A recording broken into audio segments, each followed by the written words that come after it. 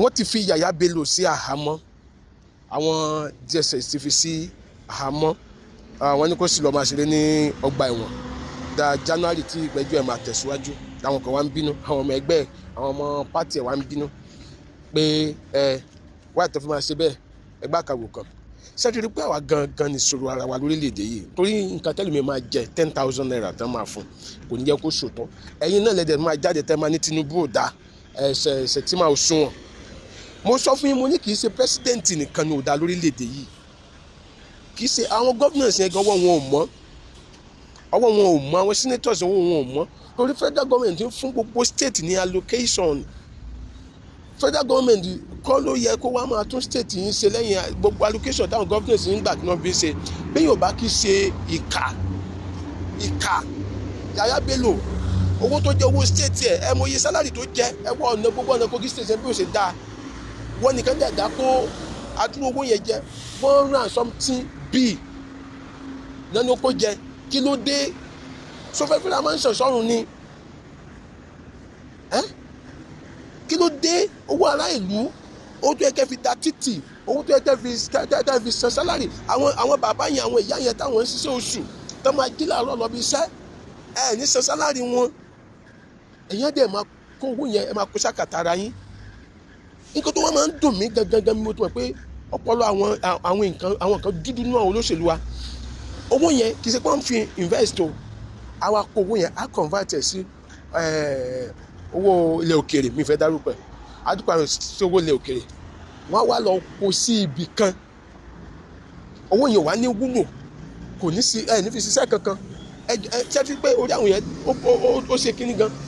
Owó tó yẹ kó fi san owó òṣìṣẹ́ tó ń ṣiṣẹ́ ní state ẹ̀, owó tó yẹ kó fi da títì, owó tó yẹ kó fi ra àwọn nǹkan sí ilé ìwòsàn, ó wà ní ṣe nígbà tí federal government fún ẹ ní allocation ni ó ní ṣe yẹn.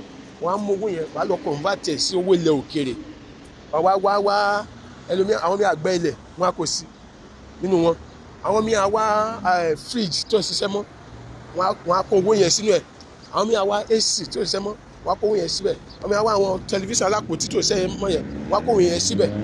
Owó yẹn á wà ń bẹ̀, kò ní wúlò fún wọn ò ní fi ṣe nǹkan kan, wọn ò ní fi ṣe nǹkan kan. Ẹjọ́ ẹrú mentality wo nìyẹn? Mo ní mo máa ń sọ pé wèrè tó bugi jẹ gan tẹ bá fún lówó ó mọ̀ pé ìṣèlérán máa ń fi owó ra nǹkan.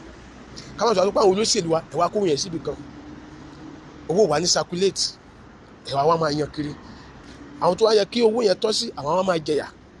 Apá kan wọn ní àti wọn máa ṣe ránkà dédé sí fún yín, àwọn máa ṣe bàbá rẹ bàbá kẹ.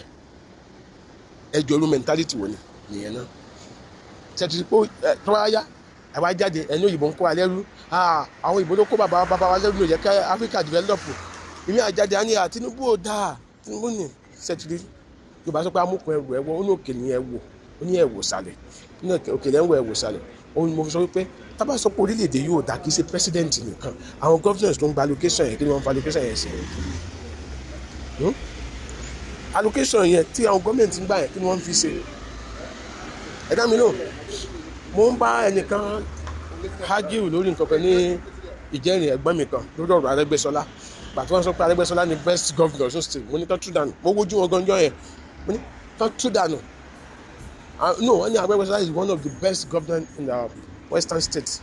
Láyé ìbàdí, láyé àwọn tí wọ́n jọ serve, láyé ìgbà wọn gbà yẹn, wọ́n ní Arẹ́gbẹ́ṣọlá ni wọ́n ní is the one of the best. Mo ní okay, kí ló fà kí ló bá lọ sí jẹ́ one of the best?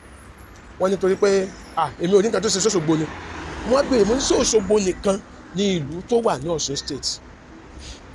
Ẹ̀wọ̀n táwọn gómìnà yẹn ń ṣe nígbà tó máa gba allocation tán, wọ́n wá mú kọ́tà tó kò tẹ́ tó kọ́tà gan nínú allocation yẹn, wọ́n á ná sí state capital nìkan. Ṣé ẹjọ́ sí púpọ̀ àtàwà ní state yẹn, sí state capital lọ́fẹ́ wọn máa gbé? Wọ́n á ná sí state capital nìkan, wọ́n wá pé àwọn media, àwọn yẹn máa bá wọn gbé síta, ìyẹn náà wọ́n máa sọ lórí TV fọ́dún mẹ́rin tí wọ́n lò, làwọn máa sọ pé ó ṣe dáadáa. Ṣé state capital nìkan nílùú tó wà ní state yẹn? Ọ̀rọ̀ yẹn dàbí ẹni tó ní àgbá omi kan tán kàn fi ìdérí Fanta tó mi sí lẹ́nu tó wá ń jó lọ́rọ̀ wa. Tẹ́ bá mú iye allocation tó ń jáde sí wọn lọ́wọ́ tó pẹ̀lú nǹkan tó bá ṣe ní state ten sọ pé ó ṣiṣẹ́ yẹn kò sí nǹkan. Arẹ́gbẹ́ṣọlá àwọn èèyàn kiri lẹ́nu ó fẹ́ sọ ẹ̀ di godfather ní Ọ̀ṣun state àbí ó fẹ́ sọ ẹ̀ di political godfather ní Ọ̀ṣun state. Ẹ mọ iye èèyàn tó pa sáyé nígbà tó ń san half salary tàbí pé ní bàbá fún sáńgbà yẹn. Ẹ mọ iye àwọn òṣìṣẹ́ ìjọba tí wọ́n ṣàìsàn tí wọ́n rówó tọ́jú ara wọn táìsàn yẹn gbẹ̀mí wọn nítorí pé wọ́n gba half salary lọ́sùn.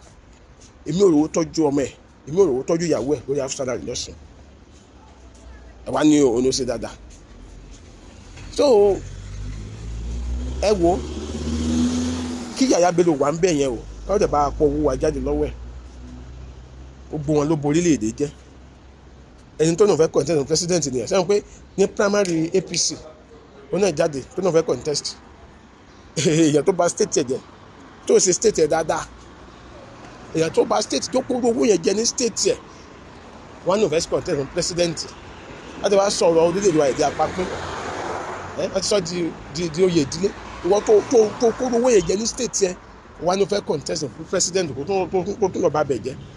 Ọlọ́run máa jaraba gbogbo ẹ̀yin tẹ́ ń fara ni wá lórílẹ̀-èdè yìí. Adọ́madé lórúkọ mi.